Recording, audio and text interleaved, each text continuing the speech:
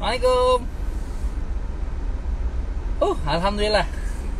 Hari pertama Ramadan ya. Wah, mudah-mudahan Ramadan kita kali ini jadi salah satu Ramadan terbaik ya, di antara Ramadan kita yang kita lalui gitu ya.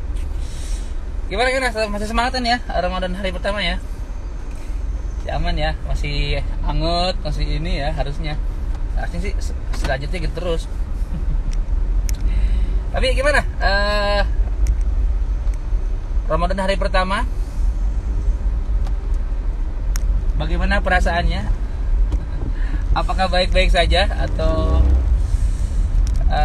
ada perasaan lain yang timbul ketika Ramadan? Ya, karena memang nggak sedikit mungkin di antara manusia makhluk Allah yang justru dia itu malah ada perasaan mengganjal ya, kesel atau bahkan benci gitu ya, nggak suka banget kalau Ramadan datang gitu ya, karena tadi ya setidak-tidaknya nggak bisa makan siang hari, nggak bisa makan pagi sore gitu ya, terbatas ya. Terus notice banget buat para teman-teman akhwat ya, apalagi yang jadi ibu rumah tangga gitu, karena ya kita nggak bisa pungkiri gitu bahwa ketika Ramadan ya, mereka jadi lebih effortnya jadi lebih tinggi gitu ya. Biasa bangun 4:30, ini jam 3 udah bangun nyiapin sahur gitu kan. Terus biasa sore-sore bisa mungkin istirahat, ini harus prepare takjil atau nge-war takjil gitu kan ya. Terus buka puasa bareng, sholat maghrib, sholat isya, yang biasanya mungkin habis isya itu bisa leyeh-leyeh nonton Netflix atau apa gitu ya. Ini kita terawih gitu kan. Tapi teman-teman, mudah-mudahan kita nggak kayak gitu ya. Karena ada satu hadis yang masyhur banget ya, ketika ada orang yang happy gitu ya, gembira ya, menyambut datangnya Ramadan gitu ya. Dengan datang Ramadan dia happy gitu perasaannya, maka Allah akan haramkan dirinya bersentuhan dengan neraka gitu. Senang ya, Insya Allah ya, dengan happy aja menyambut Ramadan tuh dijauhin dari neraka gitu. Jadi udah harusnya terima kasih ya Allah atas Ramadan kali ini. Terima kasih ya Allah udah masih memberikan udara Ramadan yang begitu luar biasa ini, masih memberikan nikmat Ramadan yang gak kebanding ya dengan apapun ya. Berapa banyak mungkin teman-teman kita ya, andai taulan, kerabat, kawan, saudara gitu, yang Ramadan tahun lalu masih puasa bareng-bareng sama kita, tapi pada Ramadan kali ini udah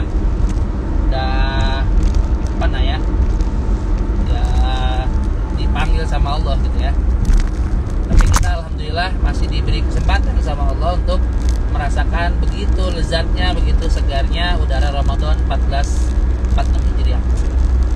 Kita bersyukur dulu, alhamdulillah. Oke, ini nemenin perjalanan ke Bogor, rumah mertua. Anak istri udah kesana duluan, kemarin udah dianterin. Sekarang kita nyusul ya. Kita ngobrol apa ya? Ada yang mau kasih bahan obrolan? Oke. Beberapa waktu belakangan gitu ya, banyak sengaja di tempat saya ngajar ya, tempat saya khidmah itu banyak yang curhat lah, bukan ngeluh lah ya, curhat macam-macam gitu ya, dengan misalkan hafalan Qur'annya yang nambah-nambah atau hilang gitu ya, atau hal-hal yang kurang menyenangkan gitu ya, nggak sesuai ekspektasi gitu ya, nggak sesuai apa yang dia inginkan gitu ya. Dia pengennya A, ternyata jadinya B gitu ya. Dia pengennya atau dia rencananya C, ternyata Allah takdirkan D gitu ya. Dan gitu ya, jadi bukan hal yang mudah untuk menerima itu gitu ya. Dan rata-rata kalau teman-teman yang apa namanya, cerita gitu ya, berbagi sama saya itu tentang apa yang mereka rasakan. Seringnya saya kasih analogi gini. Jadi misalkan saya seorang bapak nih, kepala keluarganya gitu ya, yang menentukan di keluarga tuh decision makernya saya gitu ya. Nah, saya punya istri 1, terus anak saya 3 di rumah gitu ya. Nah, saya bilang begini, oke ya, kita besok pagi kita ke Bandung. Kita besok ke Bandung, cuma kita pakai bawa mobil sendiri, terus lewatnya jalur puncak. Oke ya, besok ya jam 8 siap-siap. Nah, ketika saya ngomong kayak begitu, ya, bisa jadi ada respon-respon yang nggak sejalan gitu dengan apa yang saya statementkan, ya, saya rencanakan. Misalkan anak saya yang pertama, Amira, ngasih usulan begini, misalkan, jangan, masa ke Bandung masa naik ke puncak sih, lewat puncak itu mah zaman dulu banget itu nyiksa diri gitu, mendingan naik bus aja gitu kan, cepet, dan dia juga belum pernah nyobain bus gitu kan enak tuh, bus punya pengalaman pribadi ya, cepet juga ke Bandungnya. Nah, itu usulnya Amira ya. Terus anak saya yang kedua misalkan usul lagi, di mana-mana kalau misalkan mau ke Bandung tuh anak-anak lewat Cipularang lah kan. Terus nggak usah nyetir, naik travel aja. Masuk akal ya, ke Bandung enak naik travel, tinggal duduk gitu ya. Oke, anak saya yang selanjutnya lagi kan, kayaknya kita kan senang riding misalkan, kita naik motor aja ke Bandung, naik puncak naik motor gitu lah, macam-macam ya. Nah, begitu juga mungkin istri saya punya ekspektasi lain. Udah lah, nggak usah ke Bandung, kita ke Bogor aja, deket gitu ya. Gitu ya. Nah, kira-kira yang bakal terjadi gitu, yang bakal yang bakal dijalanin sama saya tuh apa, yang mana ya kira-kira? Ngikutin anak saya atau ngikutin istri atau gimana gitu ya? Ya sebagai decision maker tentunya rencana kita yang akan berjalan gitu ya, karena kita punya plan di situ ya. Nanti kita lewat puncak nih, kita Aun, kita ke Masjid Aun, sholat di sana gitu kan, makan Indomie rebus ke apa gitu kan, terus nanti kita ke taman bunga dulu segala macam. Nanti di Bandung kita bikin punya ini, kita punya plan gitu ya, walaupun mereka nggak tahu gitu. Nah, walaupun misalkan anak saya itu semua punya kemauan, punya keinginan dengan reason masing-masing gitu ya, yang mungkin bisa jadi reasonnya masuk akal semua gitu ya. Tapi kan tetap yang bakal terjadi adalah keputusannya si decision maker gitu ya, keputusan saya gitu kan. Waktu saya ngajak, saya bapak aja kan gitu ya. Saya tetap oke, pokoknya kalian ridho atau enggak gitu ya. Kita ke Bandung naik mobil lewat puncak. Kira-kira anak-anak saya itu pada ikut apa enggak? Oke. Kemungkinan besar pada ikut ya, orang rumah nggak ada siapa-siapa, ntar ada sendirian gitu kan. Pada ikut. Nah, ketika pada ikut itu kan mereka, karena tidak sesuai dengan apa yang mereka inginkan gitu ya, sesuai dengan mereka rencanakan, mereka kan akan bete kan di mobil itu kan ya. Ya nggak sih? Kemungkinan besar mereka akan bete. Siapa ini orang dia harus enak naik bus aja, enak naik Cipularang aja gitu ya. Mereka nggak menikmati perjalanannya gitu ya. Ya nggak menikmati perjalanannya. Terus saya juga jadi jadi nggak enak kan gitu ya. Sama sih diaturnya kan gitu ya, nggak nurut apa sudah aja gitu ya. Nah, kadang-kadang kita tuh kayak gitu ya. Kita itu kayak tadi, anak-anak saya tuh punya keinginan, punya kemauan gitu ya. Tapi pada kenyataannya takdir Allah yang akan berjalan gitu. Nah, makanya biasanya umumnya itu kalau kita tidak menyelaraskan diri dengan takdirnya Allah, kita bingung nggak dapat apa-apaan tuh. Kalau kita tidak menyelaraskan diri dengan takdirnya Allah, biasanya kita nggak dapat apa-apa. Bayangin kalau misalkan ya, umpama andai kata ketika saya bilang kita ke Bandung ya naik mobil lewat puncak, oke siap Bi, oke deh gitu. Sami nawatona gitu. Ikut aja gitu ya, karena dia si anak-anak saya itu bisa happy gitu ya, bisa bisa menikmati perjalanan gitu. Dan mereka akan mendapatkan kejutan-kejutan kecil ya, dari yang sudah saya siapin sebenarnya, sudah saya rencanain buat mereka gitu. Nanti kita taman bunga, kita di mana gitu. Nah, cuma kan kadang-kadang kitanya suka gitu ya. Suka aja gitu, juga suka nggak menyelaraskan diri dengan takdirnya Allah gitu ya. Padahal ada hal yang indah gitu ya, ketika kita menyelaraskan diri dengan takdirnya Allah, terima aja gitu ya. Udah berarti Allah sudah mentakdirkan kita kayak gitu. Makanya itu yang bikin kita sakit, bikin kita gak enak gitu ya. Nah, salah satu analisanya adalah kenapa kita kok susah gitu ya ngikutin atau menyelaraskan diri dengan maunya Allah. Boleh jadi ya, ini karena kita tuh nggak sekenal itu sama Allah gitu ya, sehingga kita nggak punya prasangka yang terus menerus baik sama Allah gitu ya. Ketika takdir Allah itu berselaras dengan maunya kita wah Allah baik nih segala macam gitu ya, keinginan kita dikabulkan segala macam. Tapi ketika ternyata takdir Allah itu berbeda dengan apa yang kita inginkan, kita begini nih jadi ya kan anak-anak saya bilang tapi nggak asik nih gerutu ngeluh gitu. Nah, karena kita kurang kenal gitu ya, bahwa sebenarnya tuh Allah itu maha baik banget luar biasa ya. Andaikan kita diam merenung dulu gitu ya, Allah ngasih apa yang udah Allah kasih sama kita ya selama ini, itu kita akan meleleh ya Allah kok Allah baik banget sih. Allah maha, bener sih, bukan baik sih, Allah tuh memang maha baik gitu ya. Tapi kan kadang-kadang itu tertutup gitu dengan egonya kita, dengan analisa manusiawi kita gitu ya. Sehingga kita nggak agak sulit gitu melihat sesuatu di balik sesuatu. Agak sulit menerima takdirnya Allah gitu. Karena kita nganggap ya kita nih yang ini gitu. Kita tahu apa sih gitu.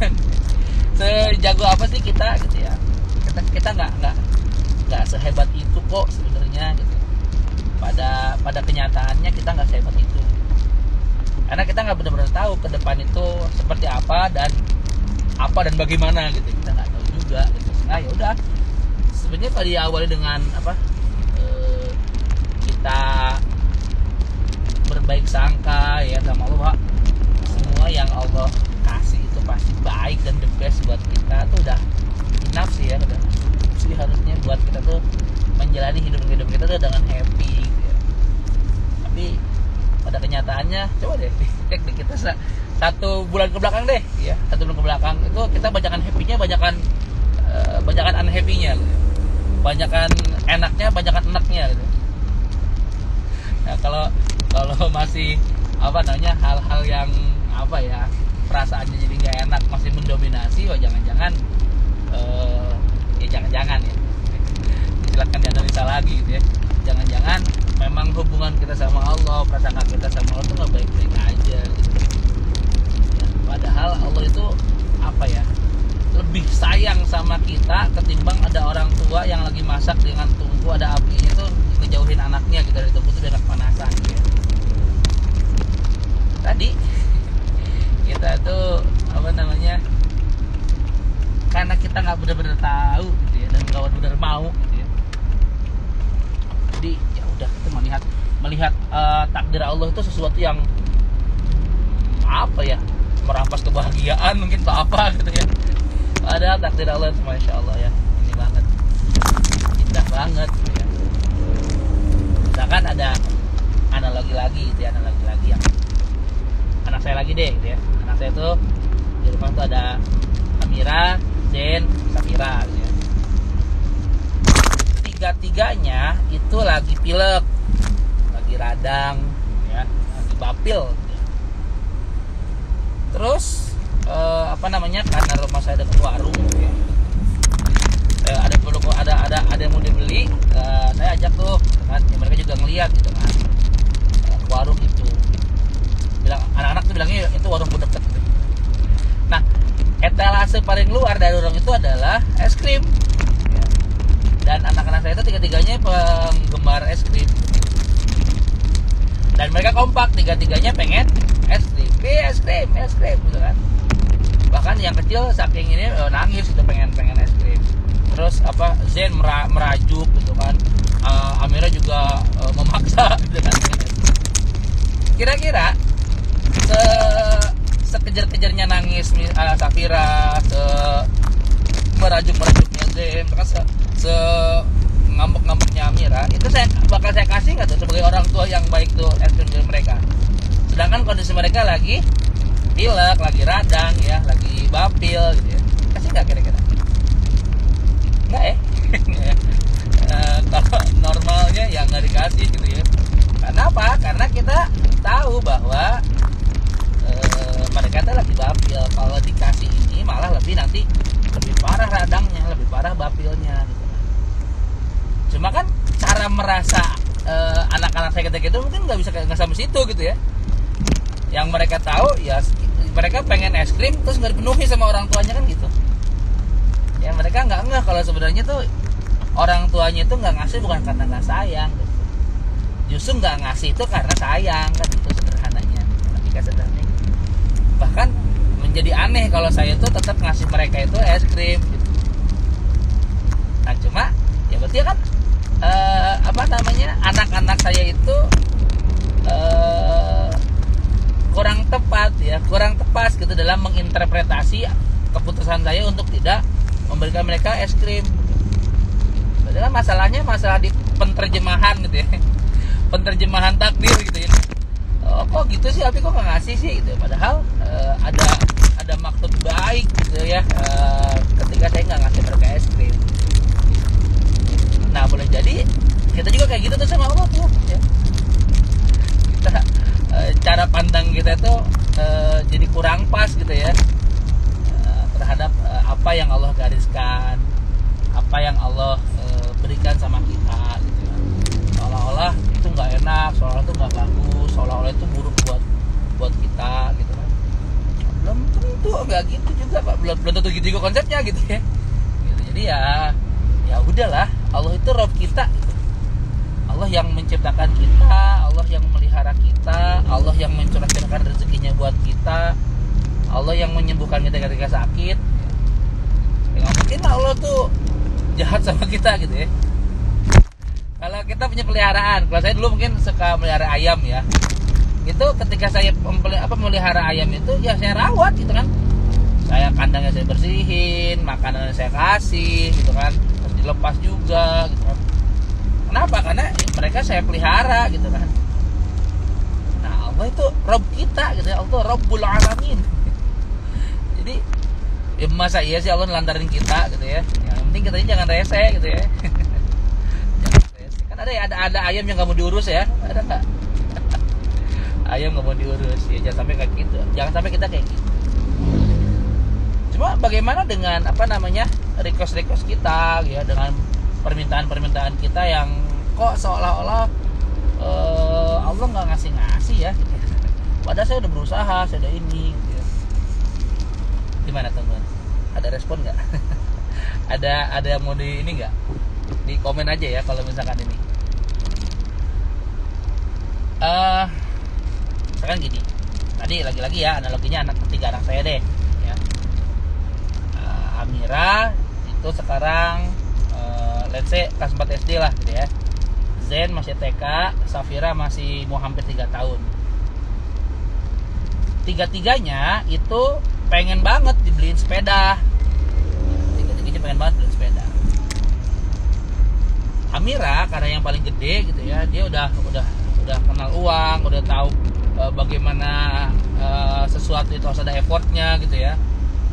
Nah dia ketika bilang sama saya itu pengen sepeda, dia nyisihin tuh, dikasih uangnya dari neneknya, dari orang tuanya, terus ditaruh gitu, disimpan uangnya, karena dia udah tahu uang lah gitu ya. Jadi karena sesuatu itu butuh effort gitu ya. Everything has a price gitu kan, harus ada effortnya yang dia kerjakan gitu ya. dia berusaha itu tuh. Oke. Zen ya masih TK gitu kan, ya kadang-kadang enggak gitu ya, dia mah angin-anginan gitu ya. Kadang-kadang punya kemauan yang sungguh buat nabung atau mana gitu ya. Nah, masih angin-anginan. Kalau Safira masih 3 tahun ya, ya udah dia nggak gitu, ya udah, yang penting dia pengen, nggak mau tahu cari gimana kan gitu ya. Nah kira-kira dari ketiga tadi ya, dengan tiga profil anak saya profil tadi itu, yang mau kasih saya duluan, mau saya beliin duluan sepeda yang mana? Yang mau saya beliin sepeda duluan siapa? Amira, Zen, atau Miskan, atau Safira? Kebanyakan yang teman-teman yang kalau saya kasih pertanyaan ini jawabannya Amira lah. Amira punya effort gitu kan. Amira udah ada perjuangan gitu untuk mendapatkan itu gitu ya. Iya kita kan ya. Tapi kan sebenarnya saya bapaknya gitu ya. Saya bapaknya, saya yang punya uang. Boleh nggak?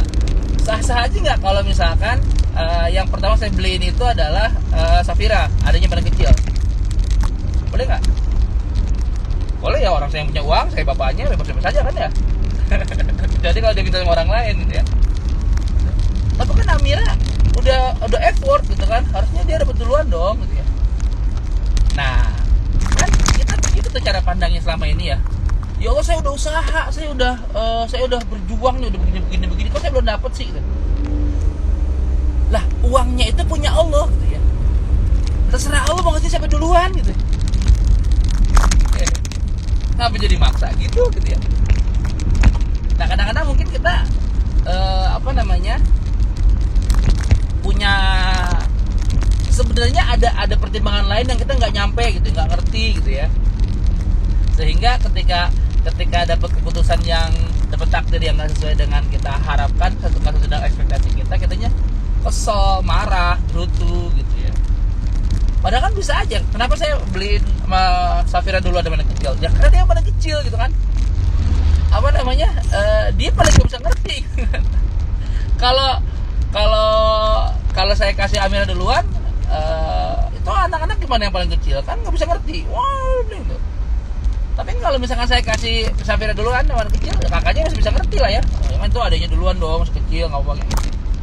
Nah, kadang-kadang kan ruang-ruang opsi kayak begitu kan nggak terpikir. Jadi ya udah, kayaknya akhirnya menderitalah kita gitu ya.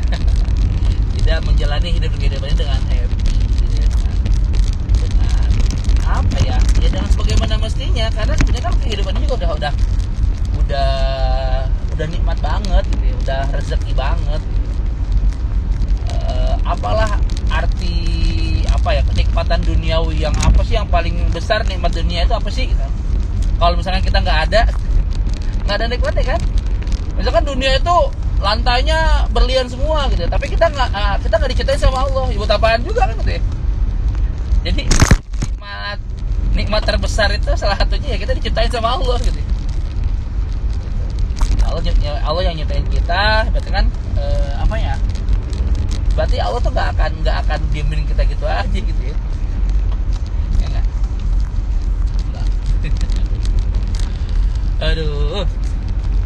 Gimana? Ada yang mau disampaikan teman-teman? Tadi saya cocok tuh udah kayak penyiar radio. Iya tadi lumayan ngantuk ya, habis salat zuhur. Wah ini pada lanjutin, itu bisa ngantuk nih kan. Udah baik aja deh. Sambil cuap-cuap. Serak lama-lama ya. Oke teman-teman, jadi gitu ya. Mudah-mudahan di Ramadan kita kali ini menjadi salah satu Ramadan kita tadi ya. Happy terus. Jalani takdir yang Allah gariskan buat sama kita itu dengan terima dengan sempurna gitu ya. Mau gimana. Tapi sakit sedih mana sih, nggak tahu sih. Ya nanti kita bahas ya tentang sakit ya di next live insyaallah. Oke, teman-teman, mungkin itu dulu ya. Nanti insyaallah kita sambung lagi. Terima kasih yang udah nyimak, udah nemenin aja